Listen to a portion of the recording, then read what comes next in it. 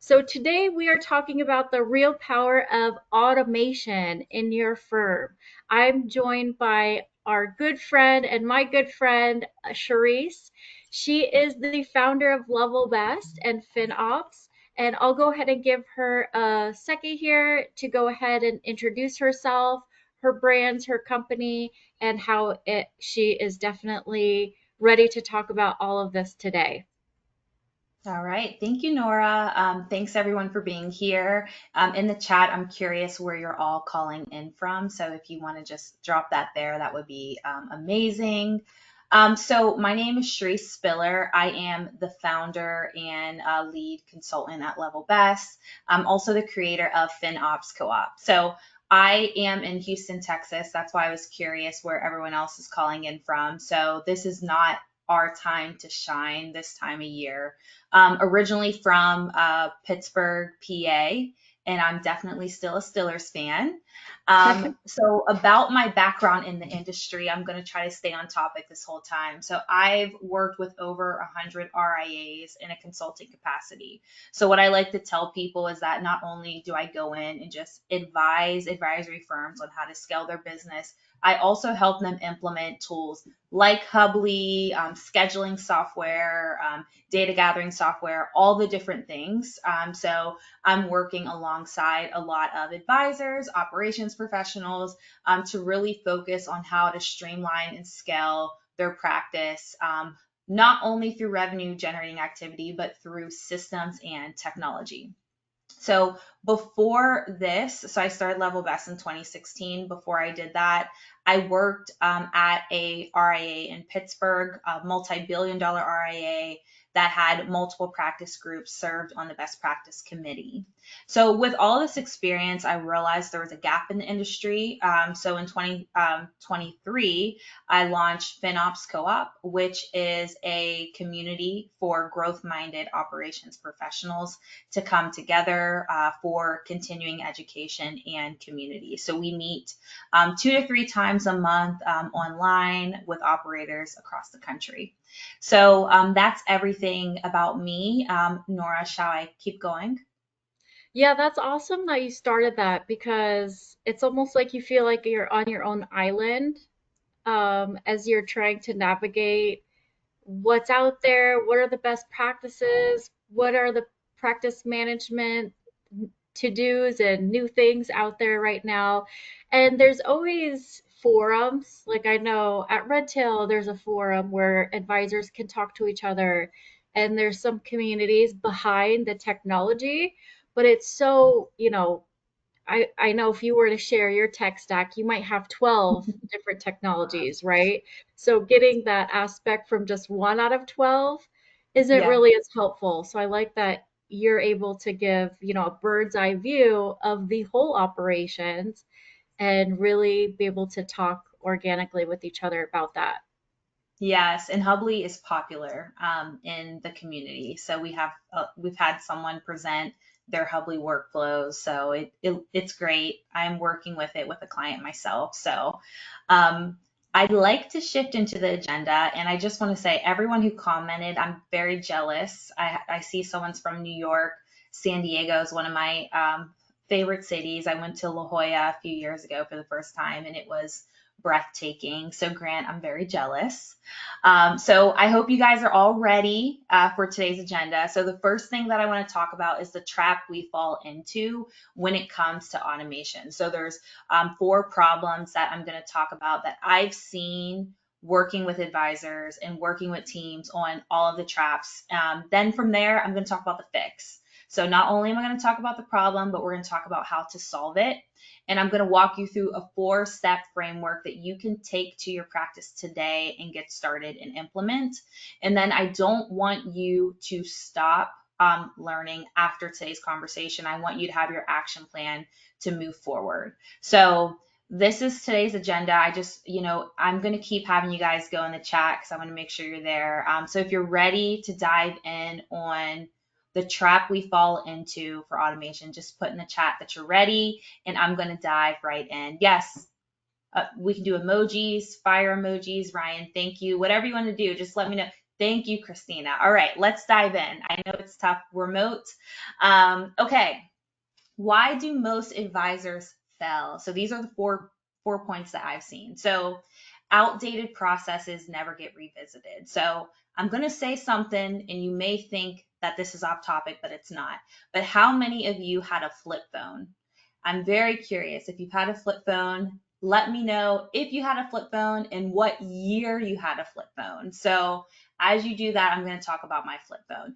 Actually, I remember I had a razor. I think it was a Motorola razor. It was like neon green, and you can slide it up. And I think it was in 2008. I don't remember the year. The reason why I'm bringing this up is because some of these firms are operating as if we're still using flip phones.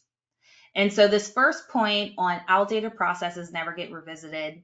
This is big because stale operations kills innovation. And if your operations are stale, it's going to kill innovation and it's going to kill the client experience. Because you have to remember, clients are going to Starbucks. They're doing their mobile app. During COVID, everyone was scanning the QR code. People are doing more things besides just working with financial advisors. So it's important for everyone to remember that. And I think this doesn't happen on purpose, intentionally. I think it happens because most firms treat operations like a never ending project rather than a function of their business. So it just falls behind. Clients are coming in, people are going on vacation. So that's something to keep in mind with problems that I'm seeing.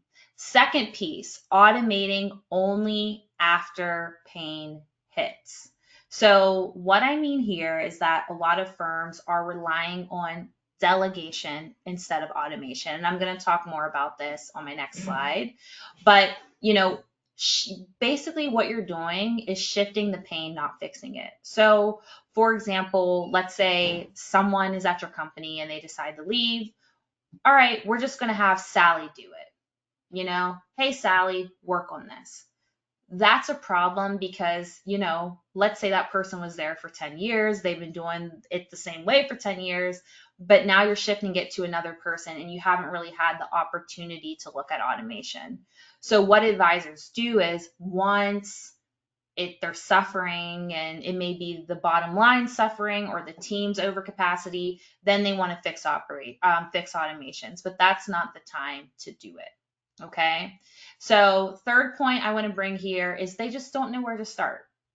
And this is common. I mean, how many of you have seen the Kitsis tech map? I mean, it's huge. Like I can't even keep up. Or all of the releases that all of these amazing fintech companies are rolling out. There's so much opportunity to automate. And I have these fast facts over here. 41% of advisors' time is still focused on administrative duties. And so a lot of these things like note takers and Hubly like has some automations on triggering workflows.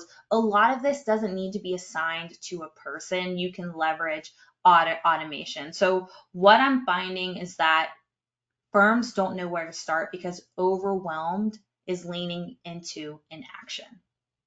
And then my final piece, my biggest piece on the problems is that tools exist but don't connect. And so we do technology evaluations at the firm. We talk about technology evaluations in FinOps Co-op, and all the tools are there, but they're not speaking to each other. So, and this is a study I found from T3, 48% of advisors say they lack integration, and that's their biggest tech challenge.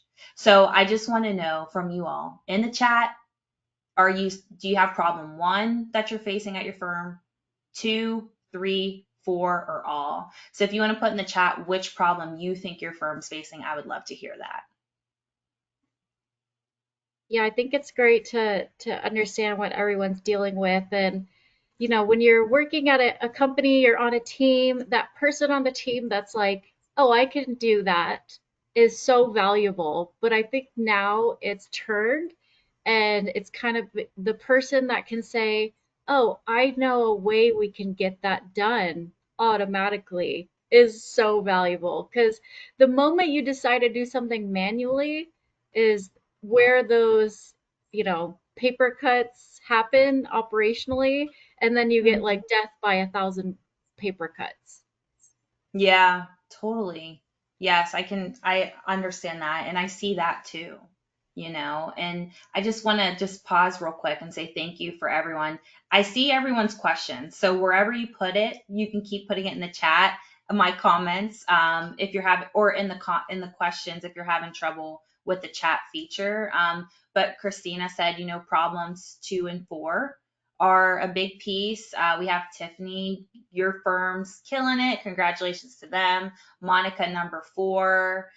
Someone said all. So I want to keep going. So these are just the problems. Hopefully, as I go through this presentation, it helps you realize like how you can solve this for your practice. So where I like to start is with this approach. When you are scaling operations, this is what I believe the 3 steps that you need to take are. So we have streamline, automate, delegate in this order. So when you think about streamlining, you want to think about clearing the clutter first.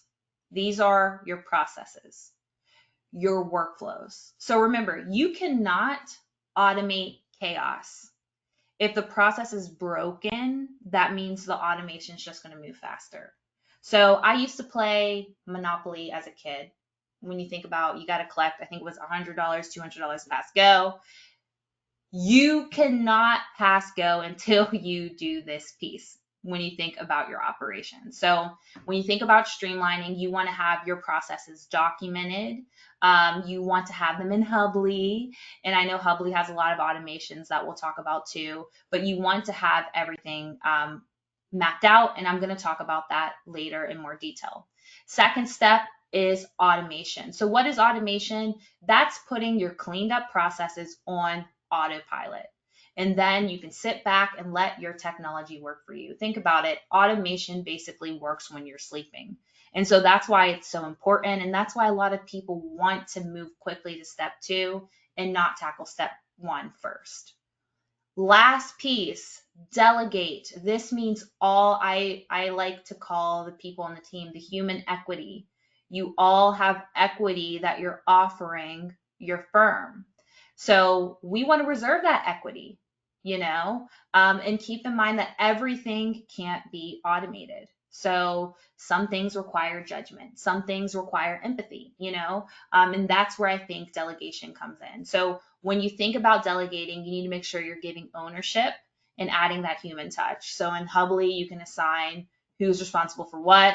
That's where you are going to lean into delegation. So this is my 3-step approach. And guess what? If you don't believe me, I have someone to co-sign for me, Bill Gates. So don't take my word for it, take his, okay? So Bill Gates said, the first rule of technology used in a business is that automation applied to an efficient operation will magnify the efficiency.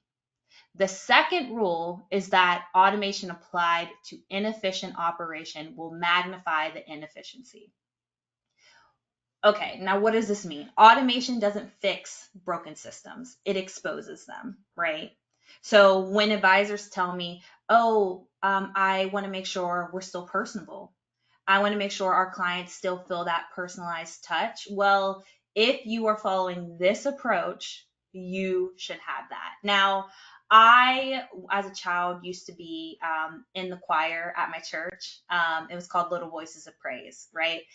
I felt like I was a good singer, right? But my younger brother was not a good singer. And I'm getting to my point, I promise. I won't, I'm going to stay on topic. Now, if you can think of someone that like can't sing, right? And you put a microphone up to them and they sing and they sound off key.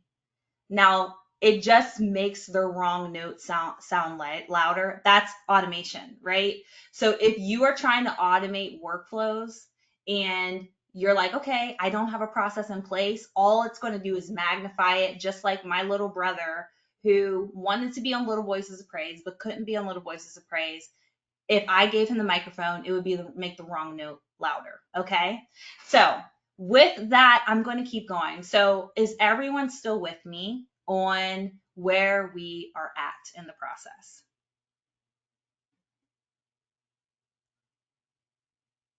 All right. Thank you, Crystal, Christina, Monica, Melanie. Dora, you want me to keep going? Yes, yes, definitely. Thank you. Okay. All right. So, how do we make this happen? So, I want to walk you through the 4-step automation framework. So, for the sake of time, I used to have 8. I was telling Nora before this, but I chopped it down to 4. So, we want to make what you do already count. So with automation, we all know that you need to automate. Okay. I'm not here to tell you to automate. You already know that. My goal is to tell you, how to do it and how to take the idea of automation to impact for your firm. So the 4 steps I'm going to walk you through today is how to clarify, how to choose, how to connect, and how to commit. All right. So I'm going to keep going and I'm going to start off with clarify. Okay. So I was talking about monopoly. You have to collect those $200 before you pass go. You want to clarify what you are doing in your practice. So you want to name it before you change it. So, if it's not documented, it's hard to know what to do. I have a lot of advisors tell me it's in my head. A lot of us are in small businesses and this is normal. But the first step is that you need to get everything on the table, your technology, your workflows, your team roles, your SOPs. If you don't have it in place, just get something started because this is going to set you up for success, you know? And so the first piece here that we have is technology. List all your tech tools in contact. So this is something I don't see a lot of firms have. They may have something that says this is how much we pay, but I like to tell like everyone, know your resources. So for example, Hubly, you're on Hubly. What's your resource for Hubly? How do you pull out workflows? How do you pull out the data? If you have a question about Hubly, having that gathered, and then also identifying who on your team is your Hubly power user. Second piece, Hubly makes this easy. Gather your existing workflows. So you're here, you use Hubly, you obviously have workflows in it because this is their superpower. If you're new to Hubly, or if you're considering Hubly, and if you have it in an Excel sheet, it's okay if you're still there. We're working on it. Just gather it, right? And then we can dive into the next steps I'm going to go over. Next piece I have here is SOPs. So SOPs are different from workflows. So how do you complete each Hubly step?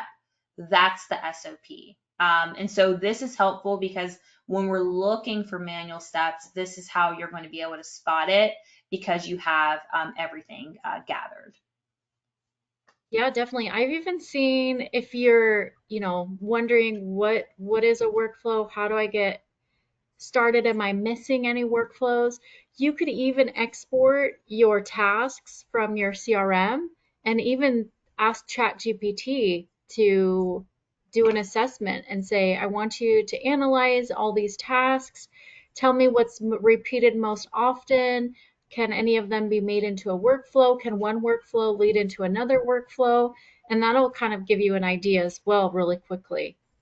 Yeah, absolutely.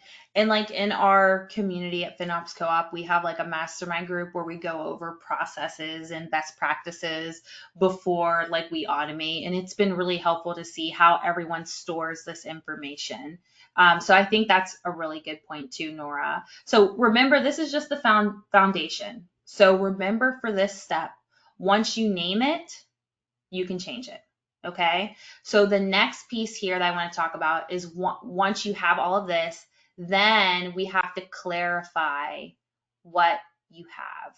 So what you want to think about here is that you want to pick what you're using on purpose and not pressure. So this ties into, that pressure of like, oh, someone's leaving or we've hit capacity. So we're trying to make decisions quickly. So a lot of advisors skip this step, but if you don't know what tech you're using and where it goes, then you can't choose wisely. So the first piece I have here is identify what tech shows up at each step. So This is so funny. I was on the phone on Monday with a fintech company and a client, and they were asking a million questions like, hey, well, what do you integrate with this tool? Do you integrate with that tool? And I'm thinking in my mind, they don't need to integrate with each other, you know? And so I think, okay, steps 1 and 2, like need, if there's an integration available, great, but we really need to keep that in mind. So when you're thinking about identifying what technology shows up at each step, start with one workflow. And it could be your core workflow, onboarding, review meeting, scheduling, and just go step by step. Like, what tool is used here? Is it Hubly? Is it Precise FP? Like, is it another system? And then write it down so you understand. So you're basically plugging your tools into your workflows. So the next piece I have here is build your technology inventory for the workflow. So you want to gather it, put it in one list, and just outline it so you can have a true understanding of what's happening in your workflow and not what you think is happening. And then the last piece here is confirm the tools with your team. So there's a lot of different team members. There's operators, there's client service associates, there's advisors, there's junior advisors, there's CFAs, CFPs, all the things. And you all don't do the same thing. So for this piece, make sure you understand, like, hey, I'm not going to assume what you do. I just want to double check with how you do it. And because wrong guesses will break automations later. So you don't want to make any assumptions for this piece. So just keep in mind, you want to choose the systems that you're using with clarity. And remember, when you're identifying what tech shows up at each step, just because that's how you're doing it now doesn't mean that's how you should do it later. Yeah, and it made me think if you have multiple team members doing the same type of job, see if they're doing it differently as Yes. well. That could be important. I know yesterday we were at a curriculum night for the school, and there's two teachers talking, and one teacher's like, "Oh, I write in the agenda to notes back and forth to my parents," and the other teacher's like, "Oh, I don't do that. I should do that." So maybe investigating like if you have two admins and they're making a call, is one doing it differently? Is there a follow-up that happens after the phone Yep. call with one but not the other? That could really help improve that customer service as well. Yes, absolutely. Yeah. And I mean, like, so I built out a scheduling workflow in Hubly for a client of ours, and they have 3 people that do the scheduling experience. And so what we did was we went through it. Their scheduling workflow, we just enhanced. We used like the email template feature in Hubly. We used the next workflow conditional logic kickoff. We used forms in Hubly. So there was not a lot that we did. And so everyone was managing their scheduling differently, but we were able to find one tool, which was Hubly, and of course their scheduling software to put it in. And so I think with this, like that's actually a really good example of like how I walked through this number 2. So identify what tech shows up at each step. You know, we knew that they were using Hubly. We knew that they needed email templates. We knew that we needed to integrate their scheduling software. This firm in particular was on Redtail, so we knew that the appointment needed to go in Redtail as well to show up in the calendar. And then from there, we were able to build that tech inventory for the workflow. And then we also confirmed with the team how they actually deliver the workflow. So we were making sure that there were no errors there. So it was a great experience for this piece.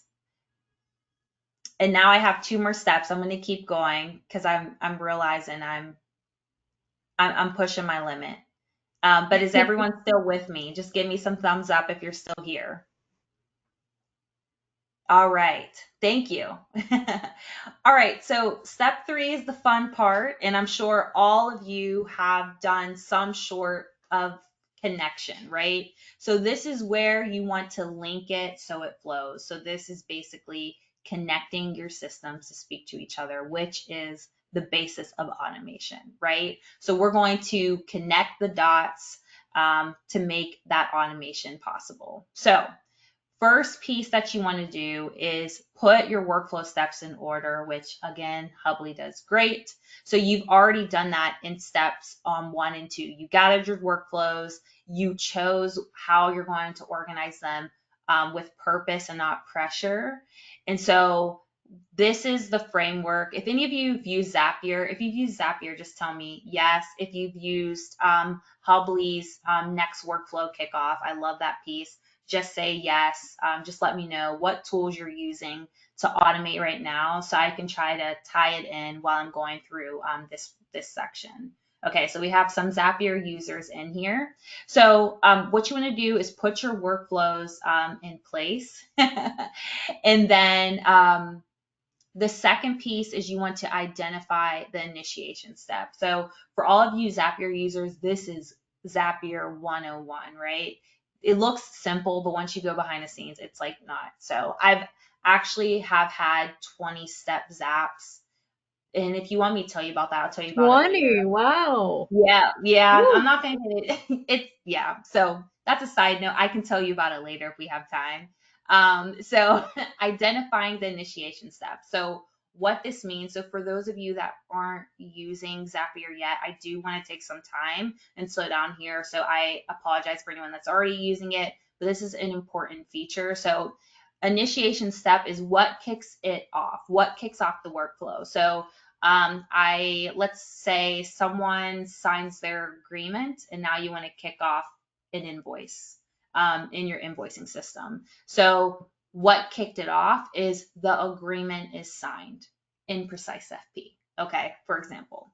So what you want to ask yourself when you're thinking about workflows and when you're thinking about linking workflows for automation is what has to happen for this process to even start. So it could be my example, a client books a meeting, an email comes in, that's your initiation step. Now we have the trigger step. What happens next? So then you want to ask yourself, okay, what should happen next? So how does it start? What should happen next? And what tool does it kick off? So we're talking about Zapier, but remember, I know Hubly has some integrations like with Redtail, with Wealthbox, and a ton more systems. You have to remember it's not all about Zapier. It's also about native integrations. So there's native integrations that you can use directly with your fintech software. And then there's like third-party systems like Zapier. So keep that in mind. So for identifying trigger steps, you can think about, okay, a referral came through Gmail. Now I need it to go into my CRM, or I'll go back to my scheduling example. Someone scheduled, we used the next meeting date process in Hubly. So someone scheduled in Redtail, how can that activity automatically feed into Hubly? So that's an example for this. So on step 3, when you're connecting, this is where your automation gets real, okay? Because once you mapped that workflow, you can start to trigger these automations and you can see exactly where your automations belong. And so that's like it for this one. And then I can go into my final point. But Nora, I want to pause to see if you had anything to add there. Yeah, I love that. My brain too works a little differently. I think automations are so abstract in the beginning, right? Like it's like this abstract idea. I'm like, I can't see it, I can't feel it, I can't touch it, I don't know. So personally, I like to just like Zapier, we both say we love it. I like to open up Zapier and look at the connections. First, establish if the two tools connect, and then once you do choose the two tools, just take a second and literally read every option. And then for me, that's when my creative juices get flowing. And I'm like, oh, when we send this email, that can happen. Oh, when that happens, this can happen. So Yep. that's how it really comes to life for me is seeing the if stuff and then seeing the then and then being able to bring it back to the team and say, look at this is what we're going to be able to do. Yeah, that's amazing. Well, since I only have one more point left. I will talk to you about my 20-step Zap. So what it was, Nice. I'm excited. so for onboarding, I know we have our folder structure. So we use Google Drive, and we use Google Drive for working documents, Dropbox with clients. So the reason why it was 20 steps is because the way I designed it initially was that there had to be I had a folder outlined for both, and every subfolder in the Zap had to have its own step. So that's why I think it Um, may have been 15, but it was like the longest Zap that I ever did. So if that's something that you guys are interested in, you can definitely automate having your folders created in your systems through Zapier. but it worked, right? It wasn't. I'm using it for years. Oh, wow, that's impressive. That is Yeah, awesome. it's nice. Yeah. All right, everyone. So I'm going to keep going. I have two more slides. So if you have questions at the end, you can just start loading them up. But I'm going to keep going. So remember for step 3, this is where automation starts, and you can see exactly where your automations belong. And then this frees you up for our final step, which is commit. Okay. So this is your make or break moment. Okay. This is where good ideas can become working systems or die in testing. I talked to a firm today. They have been trying to roll out tools for many years because they can't make decisions. So I'm hoping steps 1, 2, or 3 can help you get there. But we all know that you have to get buy-in from your team. Okay. So if you are not the boss, you need to make sure you get the green light to move forward with these changes and train your team. Now, this is what we talk about in our community a lot because influencing others is tough. You've done all of this research, you've done all of this work, and to make it a reality, you have to be able to roll it out across your team. You have to be able to get buy-in from the C-suite executives at your company, from the founder at your company. So just keep in mind that don't skip this step, right? Because it's going to be really tough. So just make sure that you have a game plan and that you've thought about all these different things while you try to get approval. And then from there, I recommend testing it and fixing it before you go live. So get some beta testers, get some test clients in there, and just test it out and train your team on what to expect because automations change the way people work. So get a safe test environment to help people feel confident because what I find is that when people don't trust the process, when people don't trust the technology, they won't use it. So create scenarios in your test environment, push buttons, try to literally break the system. Think of all of the different conditional logics, fix every bug before your clients see it. And then my other point here is just launch, support, and refine. So pick a date and go live, but that's not the end. Remember that you always have to monitor and adjust. No operations, no process is ever truly complete. So keep that in mind and keep an open dialogue. Like I said at the beginning of this, operations is a never ending project for most firms. So just keep that in mind. Now, like I said, I'm just going to go through this last point here, and then we can turn it over to Q&A. I don't want you to stop here. So a few things that aren't on the slide. If you have any questions for me, connect with me on LinkedIn. That's where I'm most active on any follow-up questions. But your next steps. So if I were in your position, it's August, we are on our road to year end, right? So what can I do now? When you go back to your day, think about the spots that slow you down. Take this to your next team meeting. Ask people, hey, what is the bottleneck? Where are you drowning? What is the manual clicks that you're facing? Like this is your signal flare. If you think about you're on a lifeboat, signal flare fires off. That's how you'll know what you need to focus on automating, because everyone wants to go in and automate everything at once. That's not a reality for small businesses. It's a lot of work, it's a big project, and it's a heavy lift. Second piece, assign ownership. So if everybody owns it, nobody owns it, right? Find your point person who is going to set up this automation, monitor it, improve it. Name them, hold them accountable, because it's going to be important. When something breaks, your team needs to know who to go to.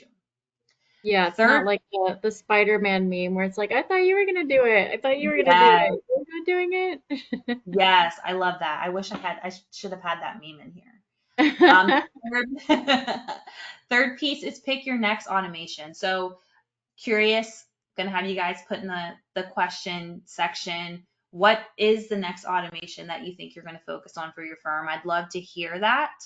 Like I said earlier, I'm jumping ahead. Don't fix it all at once. Pick that one piece that will drive the biggest client impact for your firm.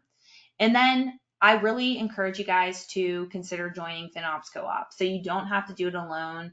A lot of our operators that are in the community are working on these items for their practice. So if you don't want to dive into this on your own, you can drop into our community to join our mastermind groups and talk to other people that are in the same position as you. And that's everything I have for today. So if you are interested in learning more about what we do at FinOps Co-op, I highly encourage you to book a call by scanning this QR code, and I can tell you more about that. So I hope you guys all enjoyed the presentation, and now I think we can turn it over for Q&A, Nora. Yeah, great presentation. And I think that's a great opportunity just because you might be sitting here and thinking, okay, I get it, but I still don't want to do it. I think the co-op is a great opportunity to just get the answers to the test because people are going to be sharing what they're already doing, and Mm-hmm. you can kind of pick and choose what you want to implement. So Yeah. it's not really, like I need to go out there and read and dig and test. The co-op has already kind of gone through the motions of that, and they're just sharing maybe their successes or anything that's holding them back a little bit more. But I did want to ask you, what would you pick? You suggested that the audience goes ahead and picks one automation. What would Yep. what would be one that you would pick? I think the biggest automations that I'm seeing advisors struggle with and want to focus on the most are the ones that impact the client, not more of the behind the scenes. So that would be scheduling, Okay. automations, data gathering automations, and then I would say prospecting automations, because if you think about it, um, you want to convert your prospects, but you don't convert them all. So before you have that paying client, trying to automate as much as possible so a lot doesn't fall on the team, I would focus on automating. And then the fourth piece, I think, is the account paperwork process. That's always really hard for firms to do. But I think a part of that is data collection. That is awesome. I know I've seen lots of workflows in my life, and you're right. When you open up a prospecting workflow, there's always a communication cadence that is like a mile long of, we'll send email one, we'll do call one, email two, call two. To be honest, all those emails at Yeah. least could be automated Yes. and just shelved until, you want to add something else to the cadence. Mm-hmm. Really Yeah. good.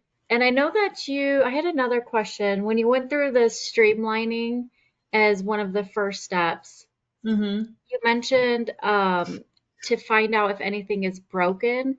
Do you have an example of what would be something that's broken? Mm-hmm. Yeah, so I think most firms find out if their process is broken is when they hire someone new in their team. But sometimes that's not the case. And if you are in a place where you can get ahead of broken processes before someone comes on, that's going to save so much time, financial investment. So like I would say start there. So how an example would be like, okay, like you give someone their training manual and they still do it wrong. So I think about, there was a video I saw with a guy, he was making a peanut butter jelly sandwich with his son. He was reading it, and it was like put the spoon in the peanut butter and then he just dropped it, right? So it's like it was supposed to be humorous, but if you think about it, how to make a peanut butter jelly sandwich, you put the spoon in, you scrape the peanut butter out, and you put it on the bread. But like, that's the level of like processes that people need. Like, if someone comes in and they've never used Hubly, how are you going to make sure they know how to use Hubly? Not only use it, but use it the way your firm uses it. So like, those are some of the things that I'm seeing, like where systems and processes may be broken, is that everyone's not doing it the same way. It's not repeatable. That's another piece. You want to make sure that your systems are repeatable and they're that consistency. So I think about the wow factors that I look for client experience. One is consistency, and that's where workflows come in. Personalization is another. Follow through is a third. And so I think like technology is my fourth. And then presentation. I think Hubly covers four of those for presentation. You guys just aren't doing the deliverables, but I think that's an area that a lot of firms can focus on. Really great. And I know when I had experience going through like Red Tails automations, for example, there would be one like if you change someone's status, it could email out the team. And so Yep. you think and you think and you're like, okay, what if I change someone to deceased? We Hmm. want the whole team to be emailed so that everyone's aware. Would little things like that be valuable, or do you say that's kind of overkill? I think it's valuable because, firms are growing, Yeah. and so like, you need that level of communication now for the OGs, like where the teams are like, oh, we haven't had turnover in 10, 20 years. That's fine. But then guess what? Hey, if you haven't had turnover in 10 to 20 years, that probably means the next generation's coming in. So you're going to need to do that anyways. Yeah, that's true. It is kind of just preparing for the future, and you hear all the time about the number of advisors retiring, so maybe buying books of business is in Yeah. everyone's future soon. Hmm. So having processes in place now can really determine things. And I've even worked with offices that if there is no connection, because you mentioned, the KITSIS map and all the new tech out there, kind of the way that some offices establish whether or not it's worth looking into another tech item is if it is connected, if there is automation. And that's kind of a determining factor of, are we going to jump in now or are we going to wait till it's more established? Yeah, absolutely. Yeah. All right, perfect. Well, those are all of the questions that I have today. Definitely take advantage of the co-op opportunity, level best as well. Follow Charisse on LinkedIn. She's got a ton of great content. But otherwise, we want to thank everyone so much for joining us today and have a great rest of the day. Thank you. Thank you. Bye bye.